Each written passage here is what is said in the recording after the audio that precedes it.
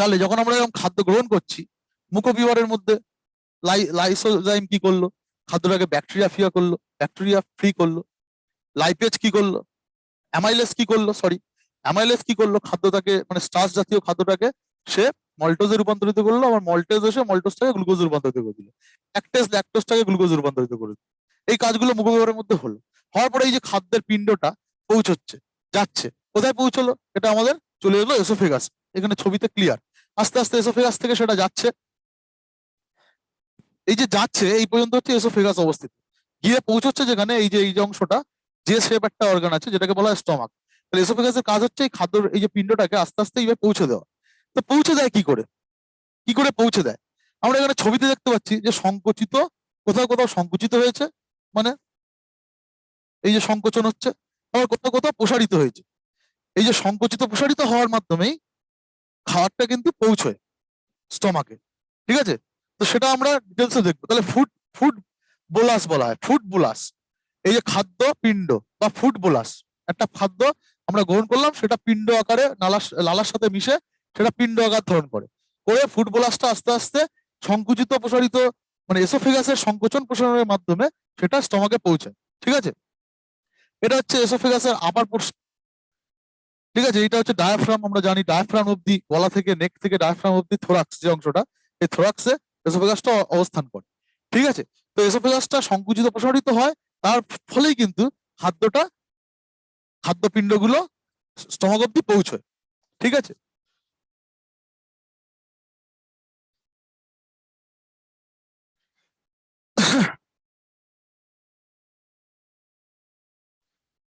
Mucus in saliva helps in lubricating the adhering the masticated food. তাহলে যে খাবারটা চর্বণের পরে, আমরা চিবানোর পরে যে খাবারটা থাকে, সেগুলোকে বলা হচ্ছে বোলাস।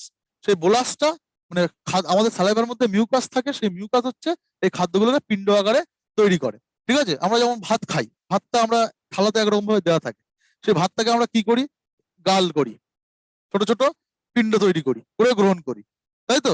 তো এই যে পিণ্ডটা দেহের ভিতরেও হচ্ছে, দেহের ভিতরে পিণ্ডটা হচ্ছে মিউকাস, সালাইভার মধ্যে মিউকাস থাকে, সেই মিউকাস হচ্ছে পিণ্ডটা হতে সাহায্য করছে, ঠিক আছে? এবং সেই গোল গোল দলা দলাই কিন্তু একটা একটা করে খাবারটা যায় আস্তে আস্তে এসোফেগাসের মধ্যে দিয়ে, ঠিক আছে?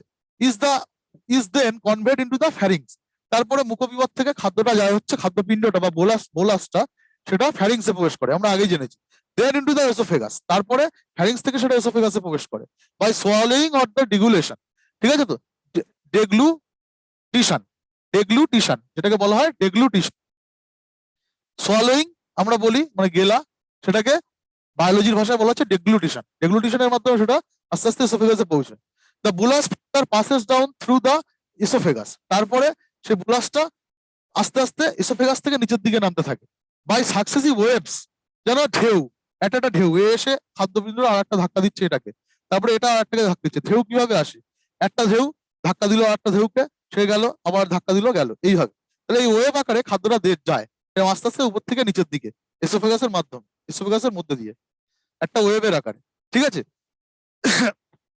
Of muscular contraction called peristalsis, peristalsis. তাহলে এই যে ওয়েভ, এই ওয়েভটা কিসের জন্য হয়? মাসেল, আমরা জানি যে মাসেল আছে, যে এসোফেগাস আছে তাকে ঘিরে মাসেল আছে, সেই মাসেল গুলো কি হয় এবং সংকুচিত প্রসারিত হয়, খাবারটা পাঠানোর জন্য এই জায়গায় সংকোচন তৈরি করলো, করলে কি হবে, খাবারটা আস্তে আস্তে এদিকে প্রবেশ করলো, যেই এখানে চলে আসলো আবার এখানে সংকুচিত করলো, তাহলে খাবারটা আবার চলে আসলো। তাহলে এই যে মাসেল গুলোর যে সংকোচন প্রসারণ, এই যে প্রসেসটাকে বলা হয় পেরিস্টালিসিস, পেরিস্টালসিস। পেরিস্টালসিস পদ্ধতিতে এসোফেগাসের মাধ্যমে খাদ্যটা যায় নিচের দিকে স্টমাকে। দ্য গ্যাস্ট্রোএসোফেগাল স্ফিংটার বা মাসেল, এবং যে মাসেলটা এই কাজটা করে, যে এসোফেগাসের সংকোচন প্রসারণটা, মানে আমরা যখন, সবচেয়ে ভালো উদাহরণ, আমরা সকালে উঠে যখন ব্রাশ করি টুথপেস্ট দিয়ে, টুথপেস্টটা কিভাবে বের করি, এই পিছন দিকে চাপ দিই, দিলে সামনের দিক দিয়ে বেরোয়। তাহলে আমরা এখানে কি করছি, সংকোচিত করছি, করলে সামনের দিকে চলে যাচ্ছে, সেটা ঠিক সেরকম, ওটা হচ্ছে বেস্ট উদাহরণ। এসোফেগাসের মধ্যে খাদ্যটা এইভাবে পিছন দিকে সংকুচিত হলো, সামনের দিকে খাদ্যটা চলে এলো, আবার একটু মাঝখানে সংকুচিত হলো, আরো সামনে চলে এলো। তাহলে এই যে বের করার যে প্রসেসটা, ঠিক সেম প্রসেসটাই ওখানে ফলো হয়, এবং এটা আমাদের হাত করছে, এই যে প্রসেসটা আমরা হাত দিয়ে করছি, কিন্তু ওখানে তো আমাদের হাত দিয়ে করছি না, ওখানে এসোফেগাসে কি কি দিয়ে করছে, মাসেল, এসোফেগাসকে ঘিরে যে মাসেল গুলো আছে সেই মাসেল গুলো এটা করছে। সেই মাসেলটার নাম হচ্ছে গ্যাস্ট্রো এসোফেগাল স্ফিংটার মাসেল। যে মাসেলটা এসোফেগাসের মধ্যে খাদ্যটাকে পৌঁছতে সাহায্য করে এসোফেগাস থেকে নিচের দিকে, সেই মাসেলটার নাম হচ্ছে স্ফিংটার, গ্যাস্ট্রো এসোফিগাল স্ফিংটার মাসেল। সে হচ্ছে এই খাদ্য মানে পেরিস্টালিসিস, ঠিক আছে, বা সংকোচন প্রসারণটা চলায়, সেই জন্য কিন্তু খাদ্যটা নিচের দিকে যায়।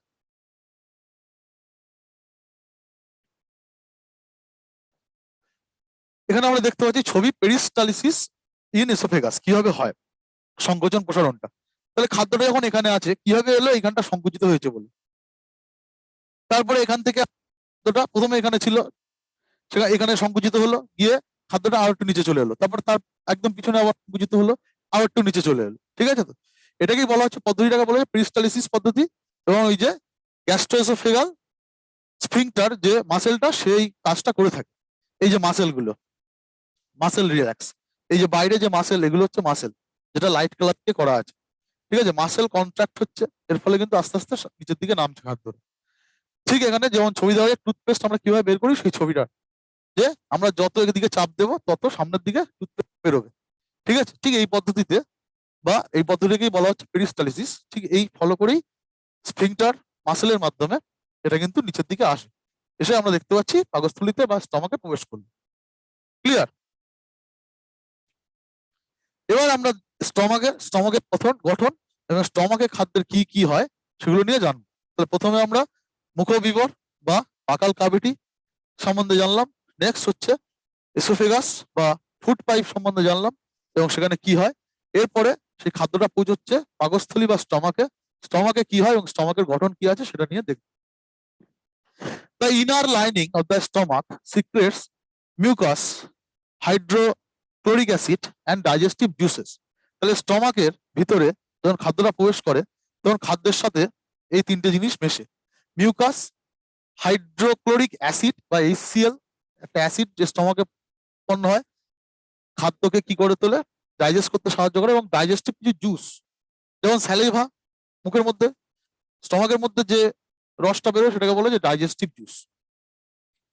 The mucus protects the lining of the stomach. Mucus কি করে, মিউকাস হচ্ছে যে স্টমাকের ভিতরটা যাতে নষ্ট না হয় সেটা দেখাশোনা করে, ঠিক আছে। আমরা যখন যখন কোনো একটা বিভিন্ন রকম মেশিনে আমরা দেখতে পাই আমাদেরকে কি হয়, মোবিল মোবিল ইউজ করতে হয়, কি করে, সেটা লুব্রিক্যান্ট হিসেবে কাজ করে, ঠিক আছে। তো ঠিক এই মিউকাসটা স্টমাকের ভিতরে লুব্রিক্যান্ট হিসেবে কাজ করে, যাতে স্টমাকের চামড়ার কোনো ক্ষতি না হয়, স্টমাকের ভিতরটার কোনো ক্ষতি না হয়। দ্য অ্যাসিড, হাইড্রোক্লোরিক অ্যাসিড বা HCl, সে কি করে, কিলস মেনি ব্যাকটেরিয়া। তাহলে প্রথমে লাইসোজাইম মুখের মধ্যে খাবারটাকে ব্যাকটেরিয়া ফ্রি করছে, তাও যদি কিছু ব্যাকটেরিয়া থেকে থাকে সেগুলোকে কিল করছে স্টমাকে HCl বা hydrochloric acid, that enter along with the food and makes the medium in the stomach acidic. এবং স্টমাকে যে খাবারটা আসছে সেটাকে অ্যাসিডিক করে তোলে, মানে পাচিত হতে সাহায্য করে। The digestive juices break down the proteins into simpler substances. তাহলে আমাদের একটা খাদ্য গ্রহণ করলাম, তার মধ্যে প্রোটিন আছে, ফ্যাট আছে, তার মধ্যে কার্বোহাইড্রেটও আছে, দেখা যাচ্ছে একটা খাদ্যের মধ্যে। তো সেই খাদ্যের যে কার্বোহাইড্রেট জাতীয় অংশটা সেটা ভেঙে গ্লুকোজে রূপান্তরিত হলো মুখের মধ্যে, ঠিক আছে, বা মুখবিবরের মধ্যে। তারপরে প্রোটিন অংশটা গিয়ে ভাঙছে কোথায়, স্টমাকে গিয়ে, ঠিক আছে। মানে খাদ্যের যে প্রোটিন অংশটা রয়েছে সেই প্রোটিন অংশটা গিয়ে সরল রূপ ধারণ করছে, ঠিক আছে, সেটা কোথায়, আমাদের স্টমাকে গিয়ে। তাহলে স্টমাকে যে ডাইজেস্টিভ জুস খরিত হয় সেটা কি কাজ করে, সেই ডাইজেস্টিভ জুসটা break down the proteins into simpler substances, ঠিক আছে। The stomach located in the upper left portion of the abdominal cavity has 3 major parts. তাহলে আমাদের স্টমাকটা আমাদের এই যে অ্যাবডোমিনাল ক্যাভিটি তার বাঁদিকে অংশগ্রহণ করছে, আপার লেফটে, লেফট সাইডে, ঠিক একটু লেফট ঘেসে। এবং স্টমাক 3টে পার্ট নিয়ে গঠিত। একদম উপরে হচ্ছে হার্টের কাছাকাছি যে অংশটা সেটাকে বলছে কার্ডিয়াক পোর্শন, স্টমাকের cardiac portion, into which the oesophagus opens, যেখানে গিয়ে এসোফেগাসটা ওপেন থাকে, মানে এসোফেগাস থেকে খাদ্যটা যেখানে নির্গত হয় সেটা হচ্ছে cardiac portion of the stomach. তারপরের যে পোর্শনটা আছে সেটাকে বলা হয় ফান্ডিক রিজিয়ন, অ্যান্ড একদম শেষে যেটা আছে সেটাকে বলা হয় pyloric portion, which opens into the first part of the small intestine. তাহলে স্টমাকের একদম উপরের পোর্শনটাকে বলা হয় কার্ডিয়াক পোর্শন, মিডিল পোর্শনটাকে বলছে ফান্ডিক, আর একদম নিচের পোর্শনটা যেখান দিয়ে স্টমাক থেকে খাদ্য নির্গত হয়ে স্মল ইন্টেস্টাইনে যায় বা ক্ষুদ্রান্তে যায় সেই অংশটাকে বলা হচ্ছে পাইলোরিক পোর্শন। তাহলে আমাদের স্টমাক এই তিনটে পোর্শন নিয়ে গঠিত। ঠিক আছে, এই যে ছবিতে আমরা দেখতে পাচ্ছি এটা হচ্ছে আমরা জানি গ্রাসনালী বা এসোফেগাস। এসোফেগাস থেকে খাদ্য গিয়ে স্টমাকের প্রথমে এখানে যাচ্ছে, এই এই ঠিক এই যে অংশটা স্টমাকের এটাকে বলা হচ্ছে কি কার্ডিয়াক পোর্শন। এই যে এইদিকার এই মোটা অংশটা এই জায়গা বলা হচ্ছে ফান্ডাস পোর্শন। ঠিক আছে, এই যে অংশটা প্রথমে খাবার আসে, খাবারটা এখান দিয়ে ঢুকলো এসোফেগাস দিয়ে, এখানে পৌঁছলো, এই তাহলে এই পোর্শনটাকে বলছে কার্ডিয়াক পোর্শন। তো আস্তে আস্তে খাবারটা এদিকে যাচ্ছে, এটাকে বলা হচ্ছে ফান্ডাস পোর্শন। তারপরে এই নিচের দিকে যে পোর্শনটা আছে খাবারটা আস্তে আস্তে এই নিচের দিকে আসছে, এটাকে বলা হচ্ছে কি পোর্শন, এটাকে বলছে পাইলোরিক পোর্শন। তাহলে এই তিনটে পোর্শন নিয়ে আমাদের স্টমাক গঠিত। তারপরে সেটা প্রবেশ করে গেল কোথায়, আমাদের ক্ষুদ্রান্ত্রে বা স্মল ইন্টেস্টাইন। ঠিক আছে, এটা স্মল ইন্টেস্টাইন। ওকে,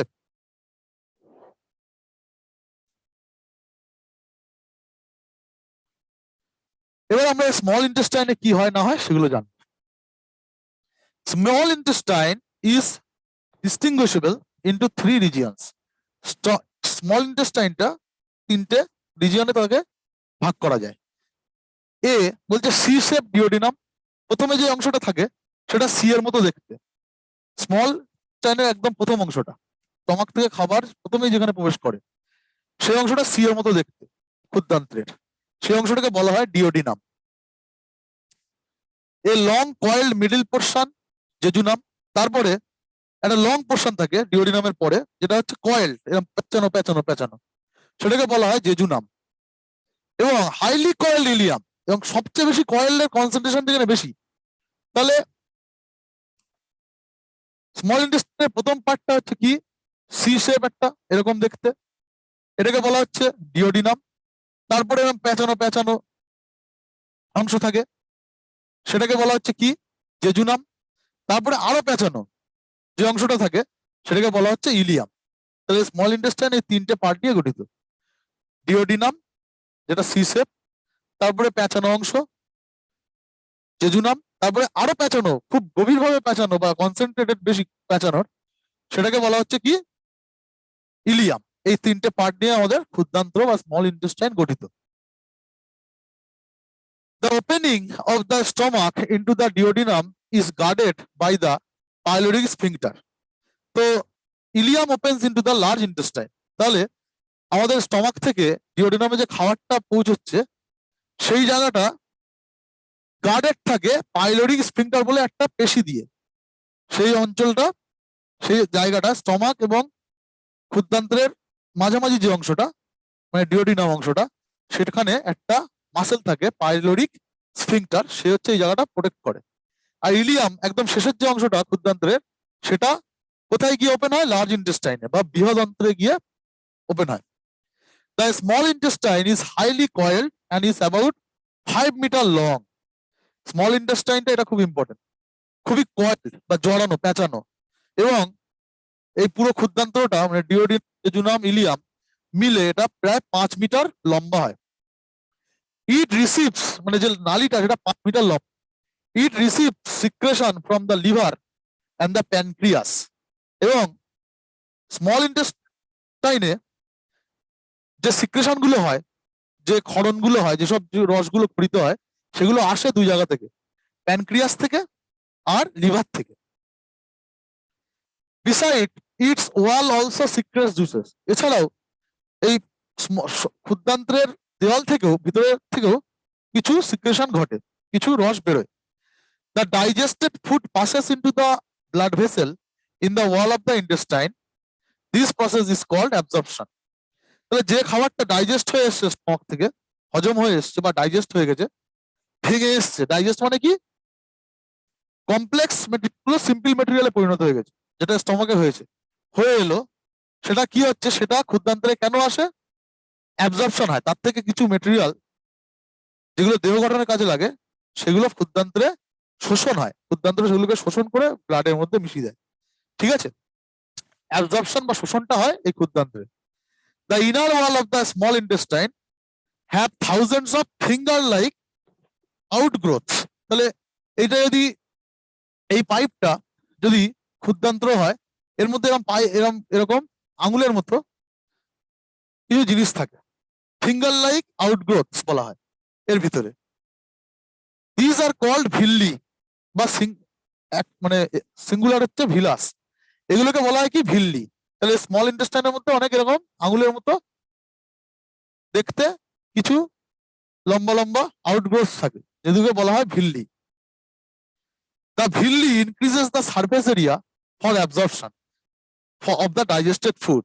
তাহলে ভিল্লি কি করে, যে খাদ্যটা স্টমাক থেকে এলো, স্টমাক থেকে যে খাদ্যটা এলো, সেই খাদ্যের থেকে যে প্রয়োজনীয় অংশ সেগুলোকে যাতে শোষণটা ভালোভাবে হয় তাতে সাহায্য করে এই ভিল্লিগুলো। ঠিক আছে, সারফেস এরিয়াটা বৃদ্ধি করে, খাবারটা ছড়িয়ে দেয়, যাতে তার থেকে খুব সহজেই প্রয়োজনীয় অংশগুলো ক্ষুদ্রান্ত্র শোষণ করে দেহ গঠনে কাজে লাগাতে পারে। Villi are supplied with a network of capillaries and a large lymph, a colorless fluid containing white blood cells. তাহলে ভিল্লি কি করে, ভিল্লিকে সাপ্লাই করে এইগুলো, লার্জ একটা লিম্ফ থাকে এবং যার মধ্যে হোয়াইট ব্লাড আমাদের সেল থাকে, শ্বেত রক্তকণিকা, সেগুলোর দ্বারা সাপ্লাই হয়। এটা বলা হচ্ছে ল্যাকটিয়াল। এই ল্যাকটিয়াল বলে একটা ভেসেল থাকে, তার থেকে এই যে ভিল্লিগুলো কিন্তু আসে, সাপ্লাই হয়। এখানে ছবি দেওয়া রয়েছে, স্টমাক থেকে খাদ্য যাচ্ছে গিয়ে এই সবুজ অংশটা যেটা গ্রিন কালার দিয়ে আছে সেটা হচ্ছে ডিওডিনাম। আমরা দেখতে পাচ্ছি অনেকটা সি এর মতো দেখতে। ঠিক আছে, তারপরে দেখতে পাচ্ছি যে ইয়েলো কালার দিয়ে যেটা আছে এটাকে বলা হচ্ছে কি জেজুনাম, কয়েলটা মোটামুটি। তারপরে ডার্ক ইয়েলো কালার দিয়ে যেটা আছে এই জায়গা থেকে এই অংশটা, এই পুরো আরো দেখতে পাচ্ছি প্রচুর পরিমাণে কয়েল, যেটা মানে খুব পাঁচানো, এই ডার্ক ইয়েলো কালারের এটাকে বলা হচ্ছে ইলিয়াম। তাহলে এটা হচ্ছে ক্ষুদ্রান্ত্র, যেটা এই সবুজ অংশ ডিওডিনাম, লাইট ইয়েলো অংশ জেডুনাম, জেজুনাম, এবং ডার্ক ইয়েলো অংশ ইলিয়াম নিয়ে গঠিত। ঠিক আছে, এখানে মূলত কি হয়, খাদ্যের শোষণ বা অ্যাবজর্পশন হয়। ওকে,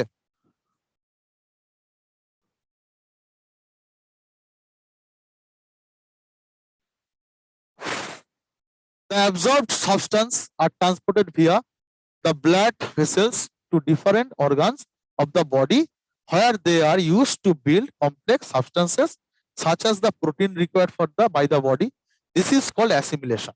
তাহলে এই যে খাদ্যদ্রব্যগুলো যেগুলো শোষিত হলো স্মল ইন্টেস্টাইন বা ক্ষুদ্রান্ত্রের দ্বারা, সেগুলো রক্তের মাধ্যমে বা ব্লাড ভেসেলস এর মাধ্যমে, শ্বেত রক্তকণিকার মাধ্যমে বা লোহিত রক্তকণিকা, এরকম ব্লাড ভেসেল গুলোর মাধ্যমে সেগুলো দেহের বিভিন্ন অংশে পৌঁছয় এবং সেখানে গিয়ে দেহ গঠনের কাজে অংশগ্রহণ করে। সেই যে খাদ্যগুলো গেল, প্রোটিনটা গেল, যে অ্যামাইনো অ্যাসিডটা গেল, সেগুলো কি করছে, গিয়ে যে দেহ গঠনের কাজে লাগছে, এটাকে বলা হচ্ছে অ্যাসিমিলেশন বা আত্তীকরণ। দেহ গঠনের কাজে এই যে খাদ্যের সিম্পল অংশগুলো অ্যাবজর্ব হওয়ার ফলে দেহ গঠনের কাজে যখন লাগছে সেটাকে বলা হয় অ্যাসিমিলেশন বা আত্তীকরণ। In the cells glucose break down with the help of oxygen.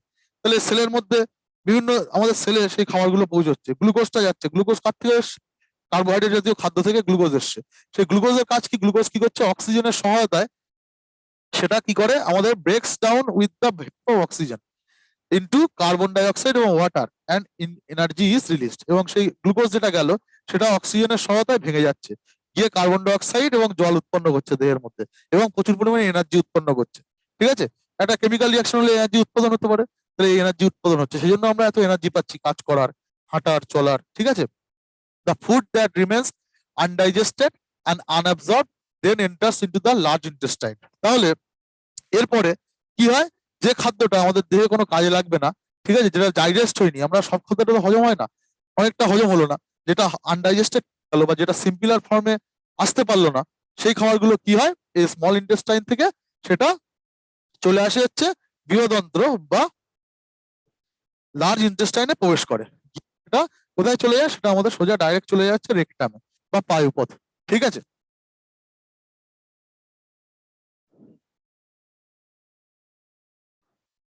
The food remains undigested and unabsorb, যেটা শোষিত হয় না, হতে পারে না, বা যেটা আনডাইজেস্টেড থেকে গেছে, সিম্পলার ফর্মে আসেনি, say that enters into the large intestine, সেগুলো আস্তে আস্তে প্রবেশ করে হচ্ছে আমাদের লার্জ ইন্টেস্টাইন বা বৃহদন্ত্রে।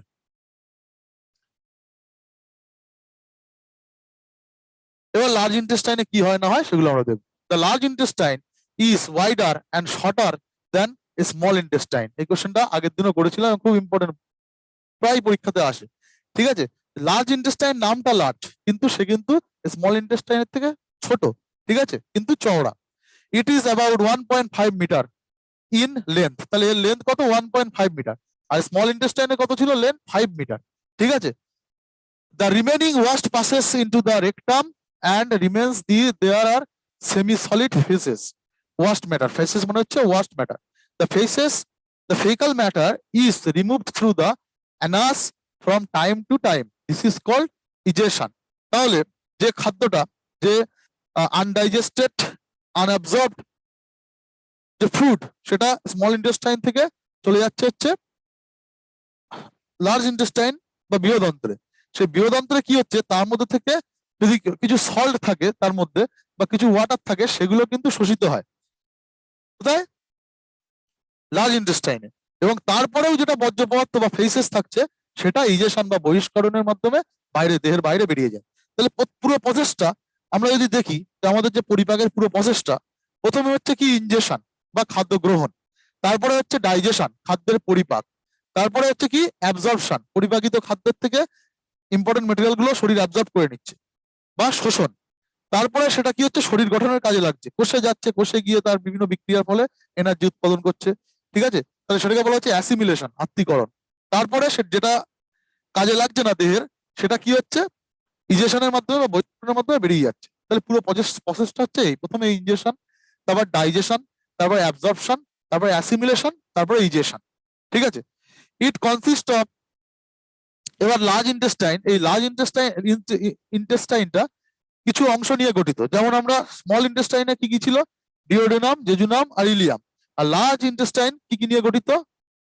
লার্জ ইন্টেস্টাইন গঠিত হচ্ছে সিকাম, কোলন আর রেকটাম, এই তিনটে অংশ নিয়ে গঠিত। সিকাম, কোলন আর rectum. Caecum is a small blind sac which host some symbiotic micro organism. এই সিকাম যে অংশটা, তার মধ্যে কিছু মাইক্রো অর্গানিজম থাকে। তারা কি করে? আমাদের দেহের বিভিন্ন কাজে লাগে, তারা আমাদের দেহের থেকে কিছু খাদ্য গ্রহণ করে এবং আমাদের দেহের কিছু উপকার করে। সেই মাইক্রো অর্গানিজম গুলো সেগুলো থাকে হচ্ছে সিকামে। ঠিক আছে,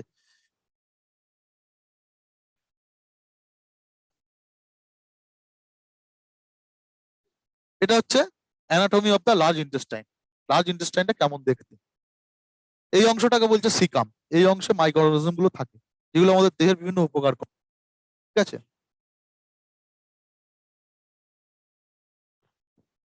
এই যে এই অংশটা, এই সিকামের সাথেই আমাদের যে অংশটা থাকে এখানে ছোট্ট, এটা অ্যাপেন্ডিক্স। এটা আগে কাজে লাগতো, এখন আর কোনো কাজে লাগে না। এটাকে বলা হচ্ছে রেকটাম, এই যে নিচের অংশটা, শেষের অংশটা। আর এই এই পুরো অংশটাকে বলা হচ্ছে কোলন। ঠিক আছে, তাহলে এটা হচ্ছে সিকাম, এই অংশটা, এখান থেকে এই অব্দি হচ্ছে তো কোলন পুরো, আর এই অংশটাকে বলছে রেকটাম। এই তিনটে অংশ নিয়ে বা তিনটে পার্ট নিয়ে আমাদের লার্জ ইন্টেস্টাইন গঠিত। এই সিকামের সাথেই অ্যাপেন্ডিক্স অ্যাটাচ থাকে, এটাও পরীক্ষায় প্রশ্ন আসে। আর এর মধ্যে কিছু মাইক্রো অর্গানিজম থাকে, যেগুলো আমাদের দেহের থেকে তাদের পুষ্টিদ্রব্য সংগ্রহ করে এবং আমাদের দেহের বিভিন্ন কাজে লাগে, ভালো কাজে। ঠিক আছে, এইটা হচ্ছে লার্জ ইন্টেস্টাইনের ছবি।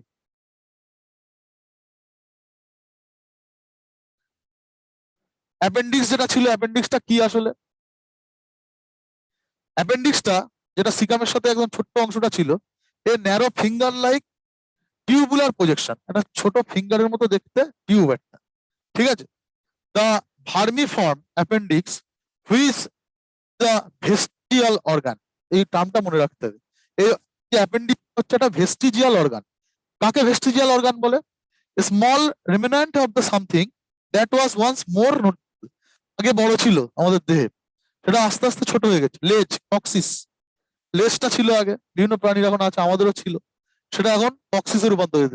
তো এমন এমন কোন অঙ্গ যেটা আগে কাজে লাগতো, বড় ছিল কিন্তু এখন ছোট হয়ে গেছে, সেটাকে বলা হয় ভেস্টিজিয়াল অর্গান। ঠিক আছে, তাহলে অ্যাপেন্ডিক্সটা হচ্ছে সেরকম একটা ভেস্টিজিয়াল অর্গান, যেটা হচ্ছে সিকামের সাথে অ্যাটাচ থাকে।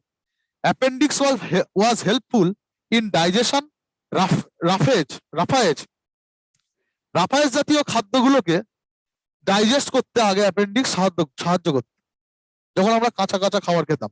ঠিক আছে, তো thousand of years ago when man use to eat roots leaves etcetera, আমরা যখন গাছের পাতা খেয়ে বাঁচতাম, গাছের মূল শিকড় বাকড় খেয়ে বাঁচতাম, তখন কাঁচা কাঁচা খেতাম, তখন এই অ্যাপেন্ডিক্স সেগুলোকে ডাইজেস্ট করতে, তার মধ্যে রাফায়াস থাকতো। ঠিক আছে, যেমন আমরা কচু খাই, কচুর মধ্যে থাকে গাল চুলকোয়। ঠিক আছে, তখন ওরা অনেক কিছু কাঁচা কাঁচা খেতাম বলে সেটাকে ডাইজেস্ট করতে হচ্ছে আমাদের অ্যাপেন্ডিক্স। কিন্তু পরবর্তীকালে আমরা রান্না খাবার খেতে শিখেছি, সেই জন্য অ্যাপেন্ডিক্স এর কাজ বন্ধ হয়ে গেছে, সেই জন্য অ্যাপেন্ডিক্সটা ইনঅ্যাক্টিভ হয়ে গেছে এবং ছোট একটা অঙ্গে পরিণত হয়েছে। ঠিক আছে, সেই জন্য অ্যাপেন্ডিক্স হচ্ছে vestigial organ, but now it has lost its significance. কারণ কি, আমরা এখন কাঁচা খাই না, সেই জন্য অ্যাপেন্ডিক্স এর ব্যবহার হয়নি। ব্যবহারের সূত্র আমরা জানি, যে অঙ্গটা আস্তে আস্তে কম ব্যবহৃত হতে থাকে, সেটার গুরুত্ব কমে যায়, ছোট হয়ে যায়। ঠিক আছে,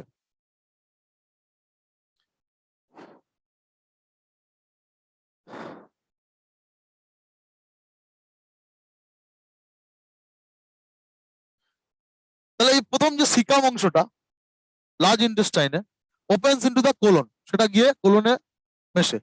the colon is divided into three parts: ascending, transverse and descending part.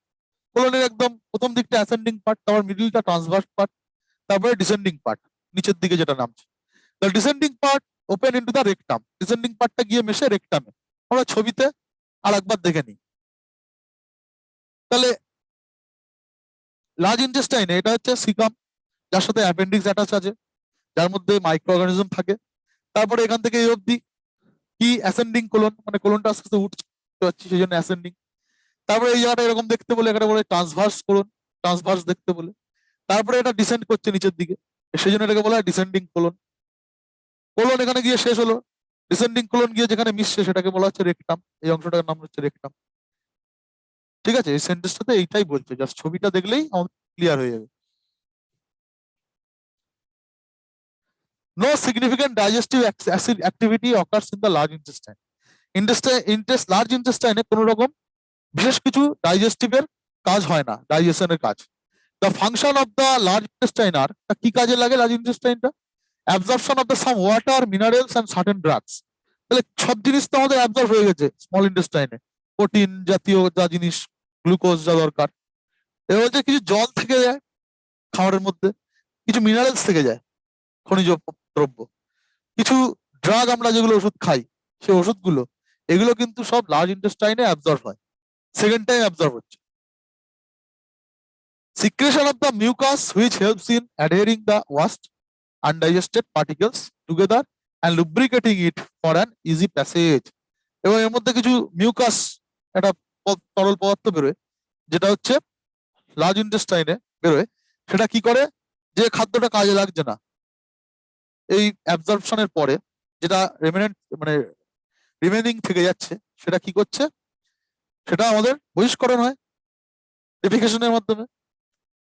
তো ওই যে ডেফিকেশনের মাধ্যমে যাতে সহজে বেরোয়, সেই জন্য সেটাকে ওই লার্জ ইন্টেস্টাইনে একটা লিকুইড বেরোয়, সেই লিকুইডটা সেই যে খাদ্যদ্রব্যগুলোকে কি করে দেয়, তার লিকুইডিটি বাড়িয়ে দেয়, যাতে আমাদের সহজে বেরিয়ে যেতে পারে খাদ্য বাইরে।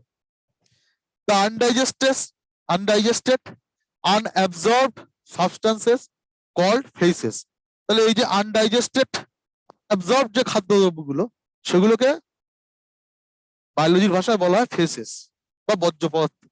এন্টার্স ইনটু দ্য সিকাম, প্রথমে সিকামে প্রবেশ করে, of the large intestine through ileocaecal valve, ileocaecal ভালভের মধ্যে দিয়ে সিকামে প্রবেশ করে, which prevents the backflow of the faecal matter.